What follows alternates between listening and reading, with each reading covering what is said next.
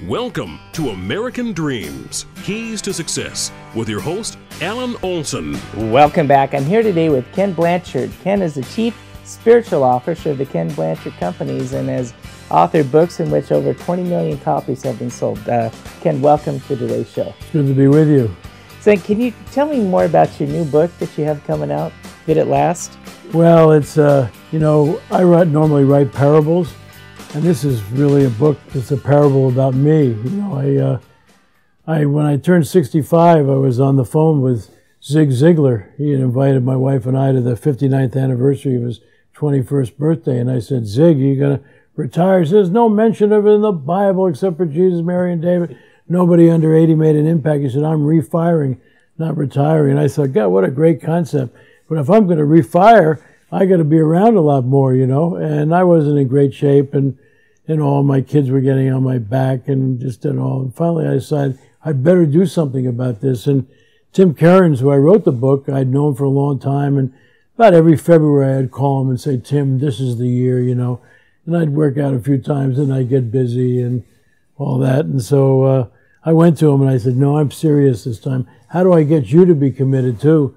He said, well, I've always wanted to write a book about a successful fitness journey. I said, what if we wrote a book together? I said, that's a good idea, because if I'm not successful, you don't have a book. And so Fit at Last, the subtitle is, to look and feel better once and for all. And what I want to try to do is convince people that the problem with New Year's resolutions is that when you announce them to members of your family, they all laugh and say, I'll believe it when I see it. And they all go to a delegating leadership style and they watch you fail. Why do you fail? Because a delegating leadership style only works if you're a self-reliant achiever, we talk about in situational leadership, where you have both the competence, you know what to do, and you have the commitment. And if you could handle a delegating leadership style, it wouldn't be a New Year's resolution. And so I sat with Tim and decided, man, we ought to use situational leadership here. So there's, 6 aspects of being healthy.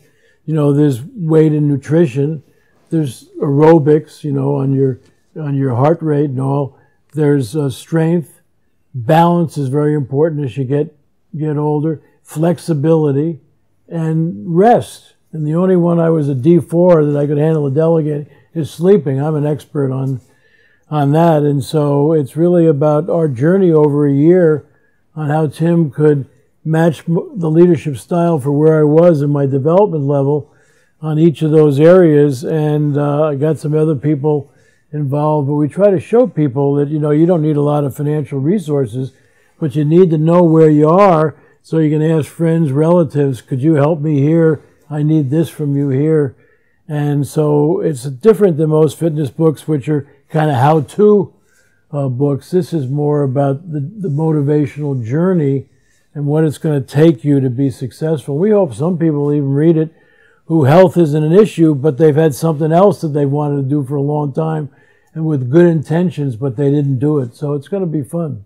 You talk in the book about 6 principles of a successful health and fitness program, with the first being having a distinct purpose. Yes. Well, I think you got to have some reason for doing something, that's over and above yourself, and so I finally, I used to kid with my wife, and my kids say, okay, we're holding you to that, because I wanted to be one of the few guys on the tour bus in Hawaii. You go see these tour buses up and 35 women get off and 4 guys, because the guys are all dead. And so I had written a book with Norman Vincent Peale, and I met him when he was 86 years old, and he was so vital and all. And so I said, wow, he finally died at 95. I said, man, I could have another 20 years or more, I ought to get going on this. And so it's you got to finally get that something is important and that you want to do, and that starts the whole process. And then you need to find somebody who will be your partner in this, and maybe several that you can ask for the kind of help that you need to either cheer you on or hold you accountable and all those kind of things. So it's an interesting journey.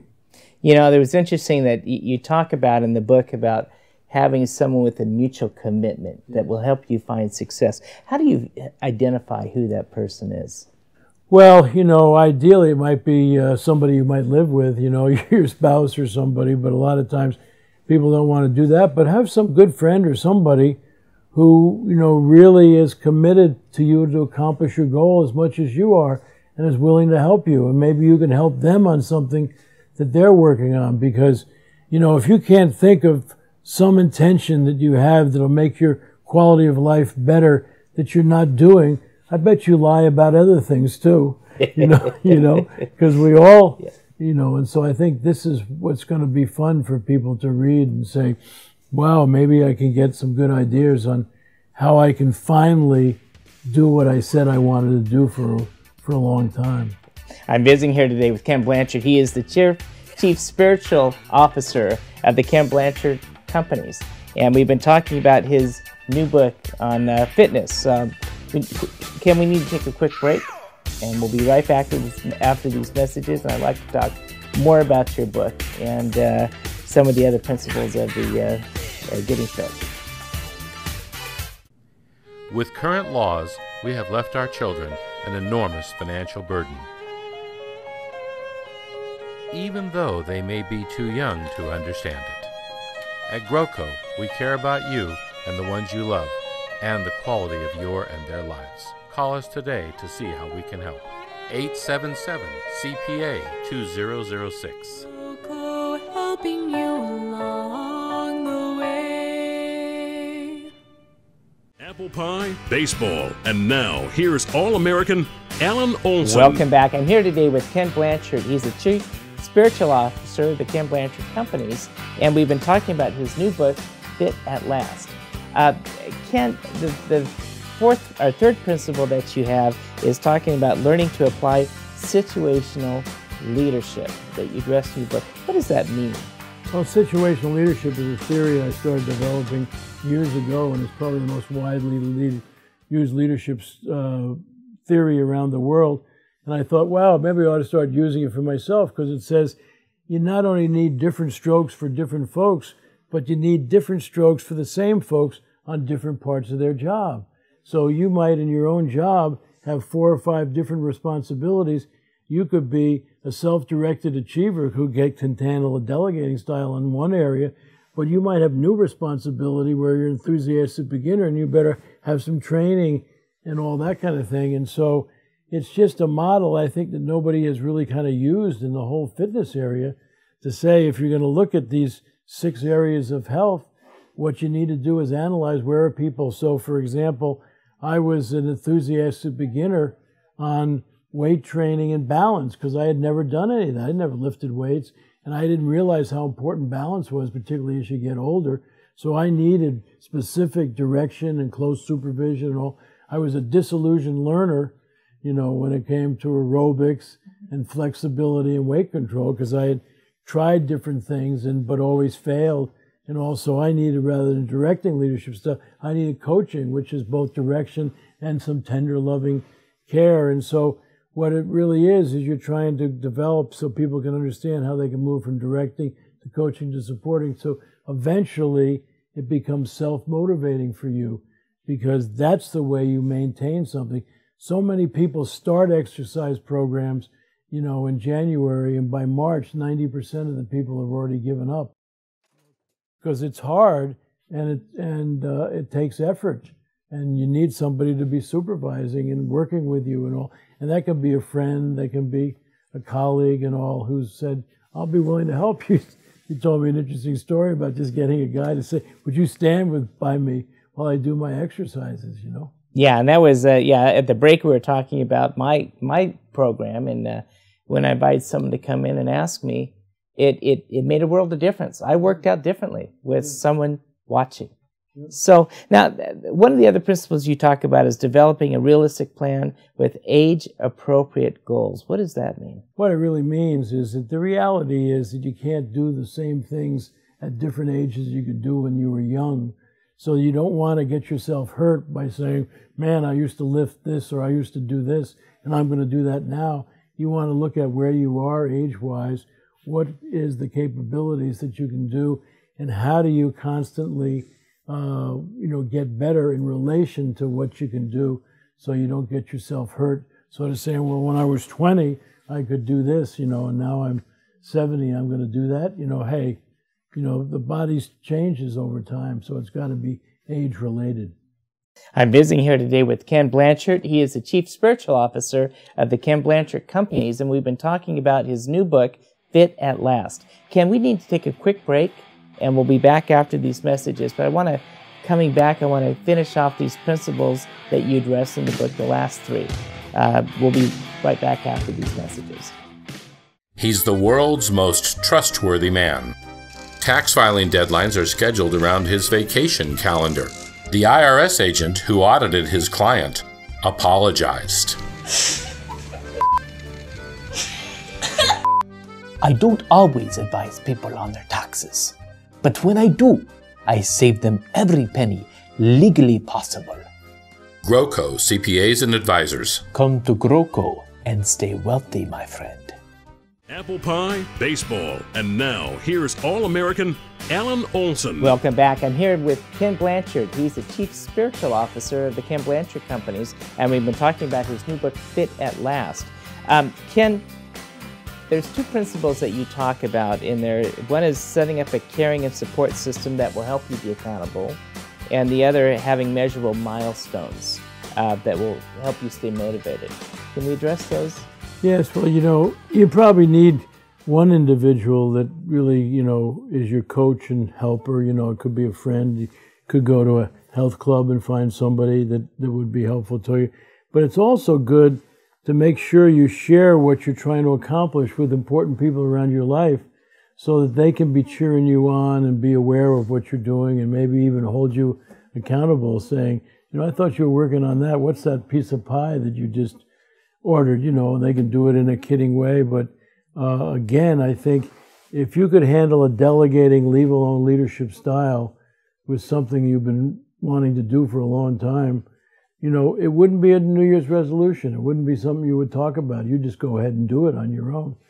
But the reality is you need support and your help. And the concept of milestones, which is that you have a starting point, you know, where you are, and you have a sense of where you'd like to go.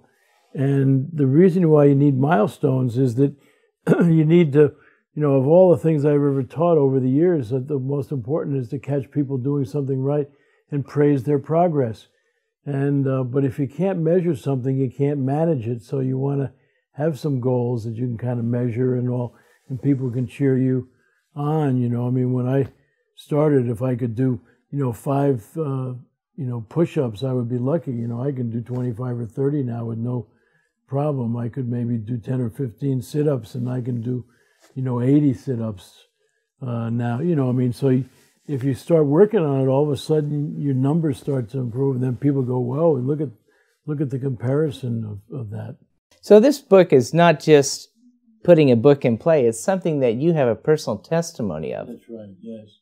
And we just hope that in being aware of my journey, that it might help other people in their journey, you know, because I had a couple of bumps along the road. I got, you know, pneumonia about 3 months into the program, you know, and normally I would have said, well, that's the end of that program. But since I had a committed partner, you know, Tim Cairns, who says, you know, Ken, you know, get your rest and all, but we got to get you back as soon as we, and he would talk to my doctor and see where, you know, and all, you know, I had different kinds of things that I had. I hurt my arm playing golf. You know, I was trying to outdrive my college guys, you know, and so, but we worked the thing where I can continue to work out while this arm healed. Was other things I could do.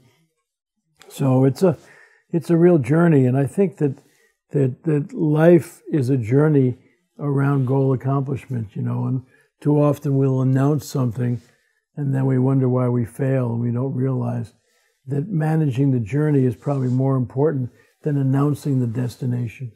Some 30 years ago, you wrote a book called The 1 Minute Manager, which has become an all-time bestseller. And it's changed many people's lives. What inspired you to write that book? Well, life, as John Lennon said, is what happens to you, I think, when you're planning on doing something else. And I met Spencer Johnson at a cocktail party in San Diego. He was a children's book writer. I don't know if you ever remember the Value Tales series, The Value of Honesty, the story of Abe Lincoln, the value of censors, human, Will Rogers. And my wife met him first, and she hand-carried him over and said, you guys ought to write a children's book for managers. They won't read anything else. And he was working on a 1-minute scolding book with a psychiatrist and, in child rearing. And I invited him to a seminar. He stood in the back and he laughed and everything. Came running up and he said, forget parenting. Let's do the 1-minute manager. And since he was a children's book writer and I was a storyteller, we decided to do a parable. And it came out on Labor Day, 1982. Next week, it was on the bestseller list, in the New York Times because we were on the Today Show. Never left for 2 or 3 years, and now it's over 30 years later, still on bestseller list, and so that really kind of launched my career of writing parables and all. But as I said, this other book is kind of a parable of my story, but it's been fun, and I've worked with Barrett Kohler on a number of books, 2 with Mark Miller, who was the head of training for Chick-fil-A, one called The Secret, what a great leaders think and do, which has really done well. They serve. And then we wrote a follow-up book called Great Leaders Grow, because if you stop learning, you might as well lie down and let them put the dirt on you. And also, I'm always looking for ways to communicate with people in a way that can make a difference in their lives. And you know what? When I work on these kind of things, it helps me too. So it's not just about me saying, I'm going to help all you idiots out there. Every time I work on a book, it helps me get down the road a little bit myself. So Ken, having written all these books on leaderships and studied and profiling different styles, is there a right way to lead? Well, as we say in situational leadership, it depends on the situation. And I think there's some real basics that people need to learn about leadership. But of course, you got to be who you are. And you have to implement it. Don't try to be somebody else. But we really are big fans of servant leadership. And there's 2 parts of servant leadership. The leadership part is about vision, direction, and goals, because that's the leadership part. You got to have something to serve. Otherwise, you're only going to serve yourself. That's one of the problems in Washington. We don't have any clear vision for this country anymore. So we have a self-serving system. But once you know where you're going, the second part of servant leadership is the servant part. Now you got to turn the pyramid upside down. And now you work for your people who eventually work for your customers. And if people would understand those, then you'd know why a company like Southwest is the only airline that's made any money in the airline business. I wrote a book with Colleen Barrett, who was the former president, and, you just look for people who get it, because leadership is not about you. It's about the people you're serving. Interesting that the comment comes out about being a servant is greater than being the leader. And you lead by example. Ken, it's been a pleasure having you on today's show. Now, you got several books in print. I guess people can find those on Amazon? Sure, on Amazon, or they can go on, KenBlanchard.com or Barrett Kohler. I've done 10 books with Barrett Kohler. They're a wonderful publishing company, and so it's really fun. Some of the publishers say, Ken, you should write a book once every 3 years, And I said, I'm having too much fun. I don't have to follow your rules, do I? And so, because my mother used to say, why don't you write a book by yourself? And I said, I already know what I know. So I've written over 50 books and only 2 by myself. One on golf, because so many people helped my golf game. And then one on my spiritual journey. But the rest, I'm a learner. And you're an example because you're doing it as a servant and leading by serving. Ken, thank you for being on today's show. We'll be right back after these messages. You're listening to American Dreams with Alan Olson on AM 1220 KDOW.